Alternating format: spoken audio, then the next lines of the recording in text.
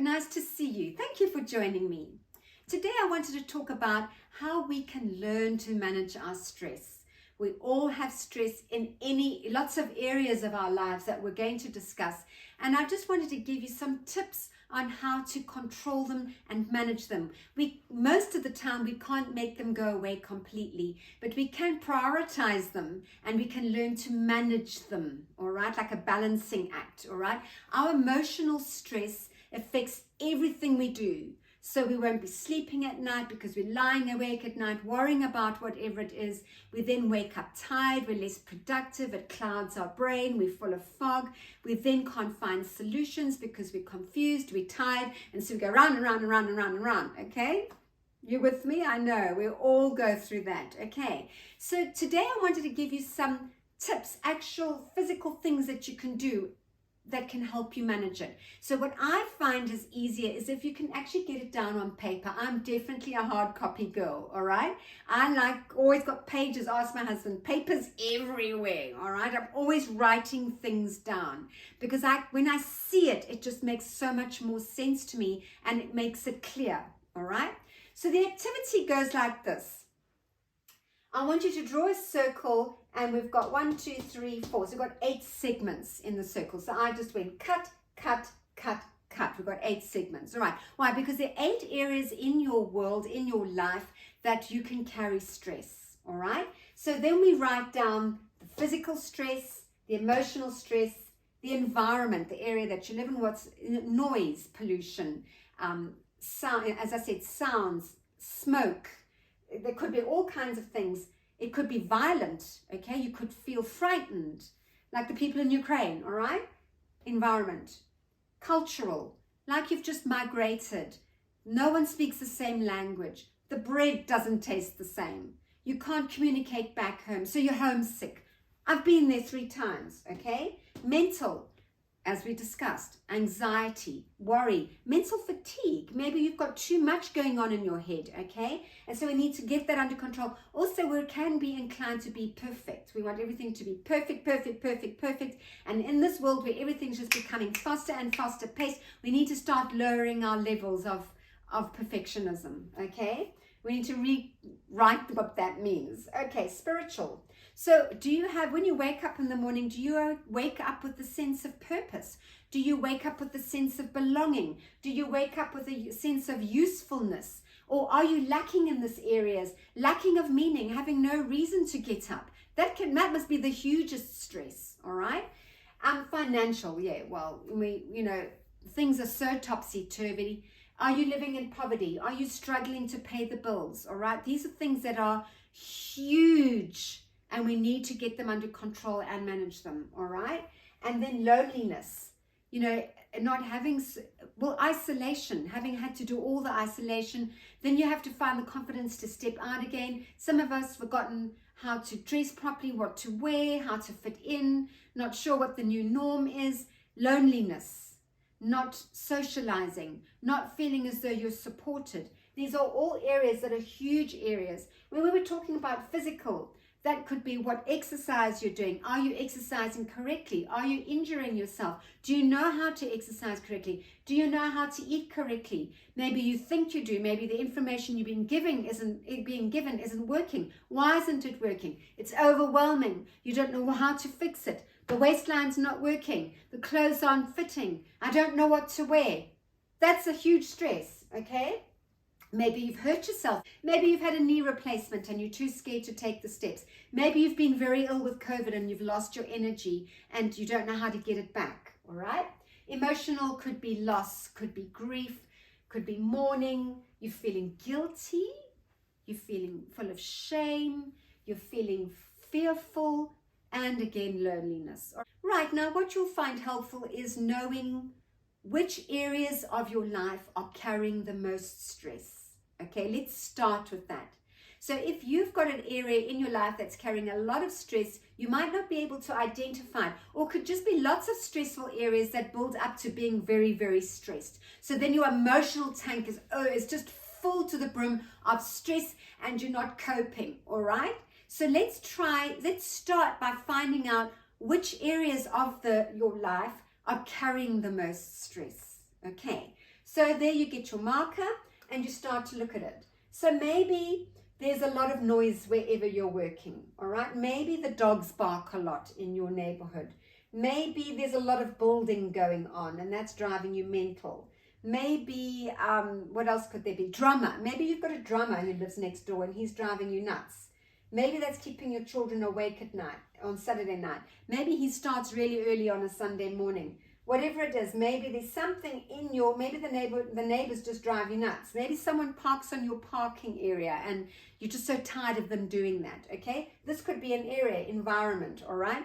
That's your environment you live in. So I'm just using this as an example, okay? That perhaps the one area in your life is that it's the area that you're living in.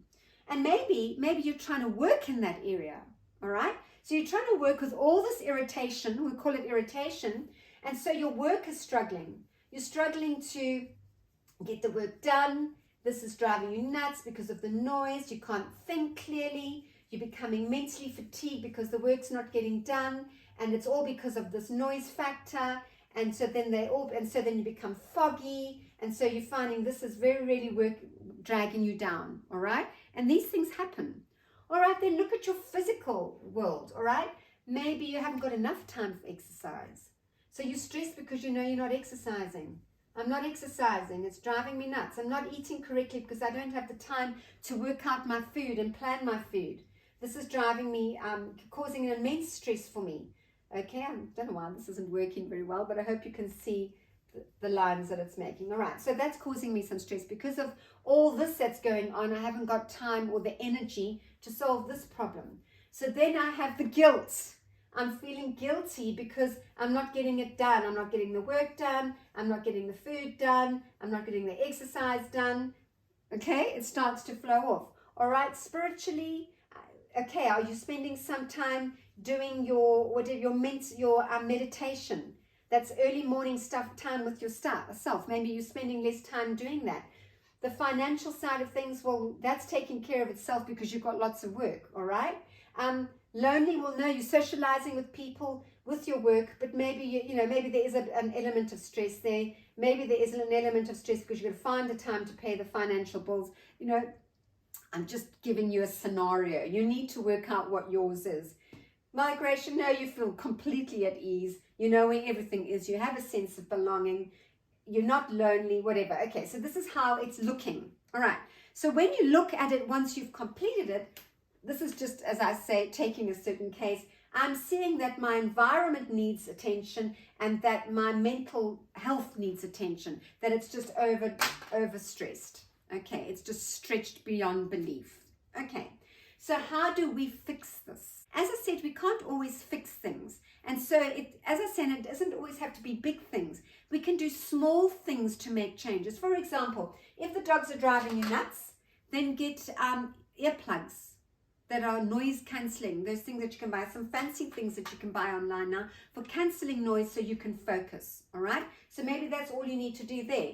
Okay, and then when it comes to mental anxiety and mental fatigue, maybe there are too many things that are distracting you. So you are focusing on this and then suddenly the phone rings, or there's a Facebook notification, or there's a Twitter notification, or you're getting these distractions from all these platforms, all these devices, okay? Even on your computer, boom, boom, boom, all these notifications are coming up. And that's distracting you from your train of thought. So this becomes anxiety and stress and mentally fatiguing. So one, we've now got rid of the environmental stress by cancelling out the noises of everyone that's driving you nuts. And then secondly, we wanted the distractions of people. So maybe there are people in the house that keep coming to talk to you, or as I said, there are devices that keep sending with notifications of things. You need to do something about it. So get apps that switch them off at certain times, or make a mental note to turn the phone down and switch it and turn it face down so you can't see what's going on, and to close all those windows in on your computer so that you don't get the notifications, right? Because the moment you see that little bing come up, it bothers you and you can't let it go. and then it becomes a distraction, and then you lose your focus, all right? I also found what used to be very distracting for me was when my husband was working from home and I was working on something, and I had this anxiety because I was worried he was going to walk in and ask me a question and I was going to lose my train of thought, okay? So those sort of things, there's simple solutions to them, and they're not big deals, but time after time after time, they raise your level of anxiety, and we need to learn to manage them. That's what we're doing here, is learning to manage them. All right, so then we have this thing that we call the emotional tank, all right? This is your emotional tank. I carry it in my heart and my gut, all right? So when these levels of anxiety start to raise, my anxiety levels and knots in my stomach start to raise, all right? So then what we need to do is to get a balance of emotion, all right? So then we need to do something that's going to relax us, that is heartfelt, okay? That's going to help with recovery to lower your level of anxiety and push it down in your guts, okay? This is how I work it. Emotional tank is always here, all right? This is where I carry my stress, and here because it works its way up. Okay, so when you're finding that this level of anxiety is rising, then you need to be looking at things that you can do to lower it by doing things like going for a walk outside with nature, breathing in the fresh air, spending time with your grandchildren or your children, all right? Socializing, having a cup of tea on your own or a cup of tea with a friend really, really can lift and raise your emotional tank and fill this side and try and reduce the level of it this side, okay? So we're keeping a balance here, all right? So that this isn't full of anxiety all the time, and when it does start to raise, it's time for a cup of tea, time for a walk, time to put my feet up and read a book, time to go for a massage, time to have a lovely bath. Just deal with it. I need some me time, all right? So this is what we're working on, is keeping the balance in our emotional tanks. So once we've established what this is, and we then start coming up with ideas on how we can lower the level of anxiety in those areas that you can now see need attention, all right, by spending more time with yourself, more time with people who make you feel good about yourself, more time with people who can help you solve the problems that you potentially have here, where you don't know how to fix a problem, that sort of thing, okay? And then it's about constantly keeping this balance, all right, of lowering stress, raising level of good feelings, all right? So we want to raise the level of good emotion and lower the level of not bad, but not negative, but you know what I mean? It's life. Life is about stress. We have to have a certain amount of stress to keep us going and to actually kick our butts and get us out there and make us do things. So we don't want them to go away completely with just like, all right, like we're lying on the beach all day, because then you get nothing done. You want to get stuff done. You just want to have a happy equilibrium, all right, of what's going on here and here. Okay, so this is my thing about keeping it under control and finding ways to, and if you're needing support with this, this is my area of expertise, okay? Helping women to overcome anxiety surrounding their self-image, their emotional tanks, and getting themselves so that they can step out with confidence, feeling like they have themselves under control, that they are being managed, okay? And so if you would like some support with this, please reach out to me. Send a message, click the links if there's any links that I've left with you. And have you heard of the best way, look, keeping exercise and food under control? If you are ill, that's the first thing your doctor's going to say, is start to exercise, manage your food. No matter the illness, it's going to be exercise, food. Are you getting the right information? I specialize in teaching you how to move correctly so that you get the results quickly that you so desperately want. The thing is, people are not being taught to move correctly. And this is why I'm here in front of you. Plus, I specialize in food for women over 40, okay? Most of my clients are over 60, okay? And what they're doing, they are reverting back to their teenage years and their 20s and 30s. They're feeling amazing. It's absolutely astounding to watch them walk in. I have an absolutely hopeless, a feeling as though there's no hope for them. And suddenly in weeks, they are, oh my goodness, aha moments. I can do this. And I watch them do it. It's so exciting. Listen to Trisha. Adele, you've always made me feel as though I can do anything with patience and time, and I am more than just my size. Now, you also signed up to the Spring in Your Step challenge, the walking challenge. How did you Yes. find that? I loved this challenge. It was only a 10-day commitment, but it really opened my eyes and trained me how to walk properly and how exercising can be more than just walking around the block. Find some stairs, alternate the pace you're walking, even dance a bit if you're that way inclined. This challenge has really set me up for what I'm now doing. I love walking out in the fresh air, even in the Canberra winter, and regularly go bush, tackling quite long distances for me, and even some hills. Right, ladies, all you have to do is reach out to me and we can get you going, all right? Help you make the next step to helping you step out with less stress and with a bigger smile, with your emotional tanks full, feeling supported, managing your anxiety. I look forward to working with you.